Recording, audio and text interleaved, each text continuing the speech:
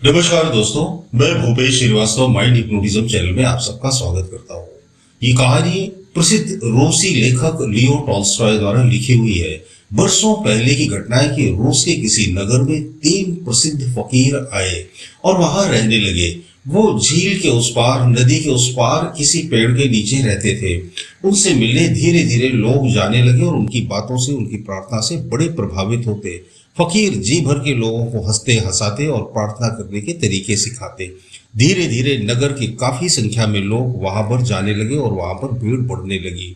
ये देखकर वहां का पादरी चिंतित हुआ, क्योंकि अब चर्च में लोग कम आने लगे थे, उन फकीरों के पास ज्यादा जाने लगे थे। जैसे जैसे समय बीतता गया, चर्च में आने वाले लोगों की संख्या काफी कम होने लगी। धीरे धीरे और भी कम होने लगी और एक दिन तो हद ही हो गई। शाम का समय था। पादरी ने देखा कि प्रार्थना का वक्त हो चुका है और एक भी पर्सन उस चर्च में नहीं आया। पादरी ये देखकर बड़ा चिंतित हुआ। उसने बोला, ऐसे तो गड़बड़ हो जाएगा, इन फकीरों को यहाँ से भगाना पड़ेगा, मुझे खुद ही जाकर इनको चेक करना पड़ेगा। फकीर एक दिन तैयार हुआ। उसने अपनी सोने की छड़ी ली, सर पर पादरी ने ताज पहना जो वो अक्सर चर्च में पहना करता था, महंगा सा रोब पहना और उन फकीरों से मिलने रवाना हो गया। उन फकीरों से मिलने के लिए उसे नदी पार करके जाना पड़ता था। तो उसने एक नाव तय करी और माझी के साथ वो नदी के उस पार जाने लगा। नदी के उस पार जाकर उसने देखा तो तीनों फकीर मस्त एक पेड़ के नीचे बैठे थे। पादरी ने उनसे पूछा, क्या तुम वही फकीर हो जिनसे मिलने पूरे नगर के लोग आते हैं? उन्होंने कहा, हाँ महाराज। उन्होंने बोला कि क्या तुम बड़े प्रसिद्ध साधु संत हो, बड़ी प्रार्थनाएं सिखाते हो लोगों को? फकीर तो डर गए। वो बोले, नहीं, हम कोई प्रसिद्ध साधु संत वगैरह नहीं, हम तो बस हंसी मजाक करते। लोगों ने बेकार में ही अफवाह फैला रखी है, हम तो खुद ही इस भीड़ से परेशान है, हम एकांत चाहते हैं, कृपया हमें कुछ ऐसी तरकीब बताओ कि भीड़ हमारे पास ना आए। तो ये सुनकर पादरी मन ही मन मुस्कुराया। उसने बोला, अरे लगता है मेरा काम आसानी से हो जाएगा।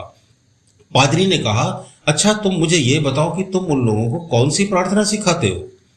तीनों बोले, महाराज हमें तो कोई प्रार्थना वगैरह आती नहीं, हम लोग अनपढ़ गवार लोग हैं, जो मन में आता है वही बोलते रहते हैं। तो पादरी बोला, नहीं तुम तो सिखाओ तो सही, बताओ तो कौन सी प्रार्थना करते हो, मैं भी तो सुनूं। तो फकीर बोले, नहीं हम तो ऐसे यूं ही बोलते रहते हैं, आप ही कृपया हमें वो असली वाली प्रार्थना सिखा दीजिए जो आप चर्च में करवाते हैं लोगों को। तो पादरी बोला, नहीं वो प्रार्थना मैं तुम्हें बाद में सिखाऊंगा, लेकिन पहले तुम अपनी प्रार्थना बनाओ। फकीर नानुकुर करने लगे, लेकिन पादरी पीछे ही पड़ गया, नहीं तुम बताओ। तो बोले, महाराज हम तो भगवान से बोलते कि हे भगवान, तुम एक नहीं 3 हो, इसी तरह से हम भी एक नहीं 3 हैं, तो तुम भी 3 और हम भी 3, तो इसलिए कृपया हमारे ऊपर दया करो। अब पादरी की हंसी नहीं रुकी। पादरी बोले, तो मेरे बेवकूफ और पागल है, अनपढ़ और गवार है, इनकी तो मैं 1 मिनट में छुट्टी कर दूंगा, इनकी पोल खोल के रख दूंगा, इन्हें कुछ नहीं आता। पादरी ने बोला, मूर्खों, ये प्रार्थना है, इस तरह की प्रार्थना थोड़ी होती। प्रार्थना तो वो है जो शास्त्रों में लिखी रहती है, जो बाइबल में लिखी है। असली प्रार्थना तो परमात्मा ने स्वयं जीसस को सिखाई थी, वही प्रार्थना मैं लोगों को सिखाता हूँ।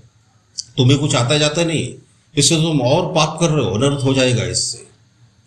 तो अगर तुम्हें वो असली प्रार्थना सीखनी है तो मैं तुम्हें सिखा सकता हूँ। तो तीनों ने हाथ जोड़ लिए और बोले, महाराज सिखाइए। पादरी ने उनको वो प्रार्थना सिखाई जो ऑथेंटिक थी, जो चर्च में की जाती थी। तो तीनों फकीर बोले, हम तो भूल गए महाराज, एक बार कृपया और सिखाइए। पादरी ने दोबारा सिखा दी। वो बोले, हम फिर भूल गए। पादरी ने तीसरी बार भी सिखाई। वो बोले, हम फिर भूल गए। पादरी ने फिर से उन्हें एक बार वो प्रार्थना सिखा दी। वो तीनों बोले, अच्छा अब हम सीख गए। पादरी ने बोला, देखो तुम चर्च में आना शुरू करो। तो उन्होंने बोला, हम ये प्रार्थना बार बार भूल जा रहे हैं, एक बार और सिखा दीजिए। तो पादरी ने उन्हें एक बार और सिखा दी और उन्हें चर्च में आने की हिदायत दी। पादरी बोला कि तुम तीनों चर्च में आया करो, मैं लोगों को समझा दूंगा कि तुम लोग इतने पढ़े लिखे नहीं हो, अनपढ़ गवार हो, लेकिन ईश्वर तुम्हें माफ कर देगा और मैं भी तुम्हें माफ कर दूंगा। धीरे धीरे तुम इस प्रार्थना को सीख जाओगे और जीवन में तरक्की करने लगोगे। यह कहकर पादरी नाव से मन ही मन बहुत ज्यादा खुश होकर वापस आने लगा कि अब ये तीनों चर्च में आएंगे तो इनके साथ लोग भी आएंगे और वहां मैं इनकी पोल खोल दूंगा और चर्च में फिर से भीड़ इकट्ठी होने लगेगी। और माझी नाव को खेने लगा। पादरी लगभग नदी के इस पार ही आया था कि उसने देखा तीनों फकीर चिल्लाते हुए दौड़े दौड़े नदी के ऊपर चले आ रहे थे। पानी पर दौड़े दौड़े तीनों फकीर चले आ रहे थे। पादरी बड़ा हैरान, वो तीनों नाव के पास पहुंचे और बोले, महाराज हम तो भूल गए वो प्रार्थना। ये कहता है ऐसी है, ये दूसरा वाला कहते ऐसी है, मैं कहता हूं वैसी है। उस प्रार्थना को एक बार फिर से हमें बताएंगे। पादरी देखकर हक्का बक्का रह गया, क्योंकि जो चमत्कार उसने अपनी आंखों से देखा था वो तो सिर्फ जीसस ही कर सकते थे। पादरी के हाथों से सोने की छड़ी छूट गई, वह थर थर कांपने लगा, उसका सर शर्म से झुक गया। उसने बोला, नहीं, आप लोग जो प्रार्थना कर रहे थे वही असली प्रार्थना है, मैं जो प्रार्थना कर रहा था वो नकली प्रार्थना है। आपकी प्रार्थना सच्ची, मेरी प्रार्थना झूठी, कृपया मुझे क्षमा कर दे। यह कहकर पादरी सिर झुकाकर माझी से नाव आगे लाने को बोलकर नदी के इस पार चला आया। पादरी को बड़ी शर्म महसूस हुई। ये कहानी हमें यह बताती है कि आप कोई जरूरी नहीं कि वो ट्रेडिशनल प्रेयर्स करो, व्रत उपवास पूजा पाठ और बड़े कर्म कांडों में फंसे रहो। ईश्वर तो सिर्फ इतना चाहता है कि आप सच्चे हृदय से, सच्ची भावनाओं से, सच्चे मन से प्रेम के 2 शब्द भी बोल दो तो वही काफी है आपका जीवन बदल देने के लिए। जिस तरह से वो फकीर सरल भाषा में अपनी मन की बात भगवान से कहते थे, इसी तरह से आप भी बड़ी विनम्रता से हाथ जोड़कर भगवान से अपने मन की बात कह सकते हो। आप भगवान से सिंपली बात करो, आपको यहाँ वहाँ के बड़े बड़े ड्रामे करने की जरूरत नहीं। भगवान आपके मन की बात जरूर सुनेंगे और आपके ऊपर कृपा बनाए रखेंगे, जैसे उन फकीरों के ऊपर उसने कृपा बनाई।